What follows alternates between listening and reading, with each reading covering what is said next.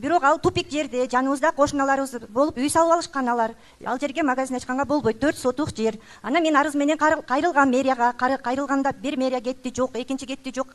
Анан алар Бишкекке жиберип, уруксат, разрешение беришти. Архитектурага барганда эле архитектордун директору ал дагы текшерүү бергенде, текшерүү санэпидстанциядан барып, болот, үй салып жыйлоо кылганга болот деген уруксат берди. Анан ошол архитектурада Адыл деген мырза иштейт экен. Ошол Адыл деген мырзага келгенде эле жумушубуз токтоп, болбой калды. Тиги квитанцияны алып кел, бул квитанцияны алып кел, канча акча төлөдүм, мынча чучук казык артап кел. Анан тиги эме 1 литр, 2 литр деп сүйлөшөт экен, өзүлөрүнүн секрет сөздөрү бар экен. Ошентип бизден кечке акча требовать этти.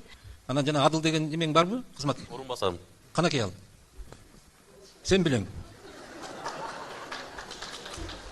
Адыл, эгерде мындай, мына жалпы элдин көзүнчө айтып коеюн. Териштирүү иши башталса, абдан чатак болот.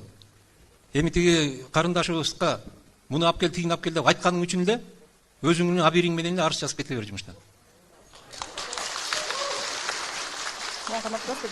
Жасасыңбы? Я. Бер микрофон. Жасасыңбы? Начальнигим айтса, жасабыз. Жасасың. Айтпай эле өзүңнү жаз да. Ушунча элдин көзүнчө жалпы Кыргызстанда угуп атса, жетекчилик угуп атса, анан кийин мамлекеттик мекеменин кызматкери катары орун басарсың. Анан эмне, курсагың ачкабы сен? Уят да бул эме. Уят иште эме мындайды. Арызыңды жаз да акырын кете бер.